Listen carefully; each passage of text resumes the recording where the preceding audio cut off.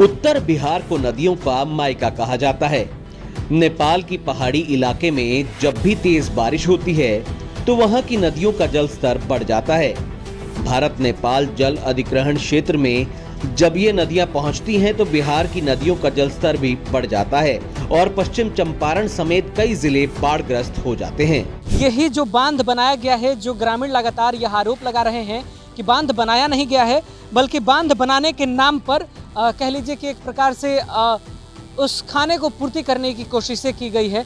यही वो बांध का नमूना है। उधर भी आप देख सकते हैं, उधर बांध नहीं टूटा है हालांकि, लेकिन यहाँ से पानी, यहाँ से चूंकि नदी जो है वो कर्व हो रही है, थोड़ी टेढ़ी हो रही है, इस वजह से इधर पानी का दबाव ज़्यादा होने की वजह से टूट गया और इधर के 3-4 गांवों को अपने आगोश में ले ली।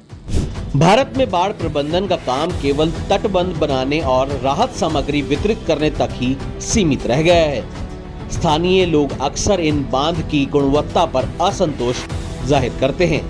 ये स्थिति है, इसको दिखाइए कैमरा पर्सन जरा आकर नजदीक में। ये देखिए, जिससे बोड़ा सिलाई का काम होता है, यानी मुंह बांधने के लिए इससे बांध बनाया गया है।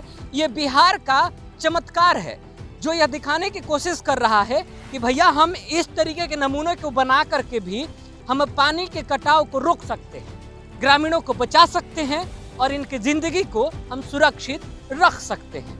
अब इस प्रकार का इंजीनियरिंग करण जो है सिर्फ और सिर्फ बिहार में देखने को मिलता है। नदी पर तटबंध की वजह से गाद फैलाव नहीं होता है और वे तटबंध के पास इकट्ठा हो जाते हैं, जिससे कटाव होने लगता है। गाँव में फ्लैश फ्लड की वजह से घर, जानवर, स्कूल, सड़क सब बर्बाद हो जाते हैं और लोगों को मुआवजा तक नहीं मिलता। इस क्षेत्र में त्रिवेणी कैनाल का जो एरिया है और कटाव का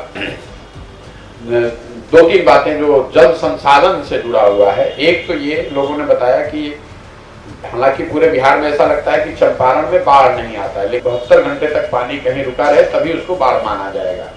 चंपारण में मुझे लोगों ने अभी तक करीब 60-62 छोटी बड़ी नदियों का नाम लिखवाया है लोगों ने, जिनमें बरसाती पानी आने की वजह से, नेपाल से पानी आने की वजह से 1 से 5 गांव, 7 गांव, 8 गांव प्रभावित होते हैं और वो पूरा जो बाढ़ है या फ्लैश फ्लड उसको आप कह सकते हैं, वो 24 घंटे के अंदर आता है और लोगों का बड़े पैमाने पर नुकसान होता है। मसान नदी वगैरह के विषय में तो सब जानते हैं, लेकिन ऐसी छोटी छोटी जो नदियां हैं जिसको मतलब बहुत एकदम हाइपर लोकल, अगर आप जाएंगे नीचे गांव में तभी आपको लोग बताएंगे वो नाले की तरह दिखता है या उसमें शायद पानी भी नहीं, लेकिन बरसात आया, लोग बताते हैं 3 वर्ष पहले पानी आया, 2 दिन में सारा बाढ़ में आके सब बह गया।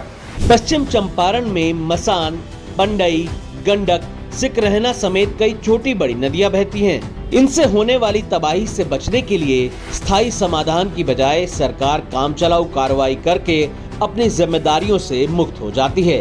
Bureau report, Janswaraj TV.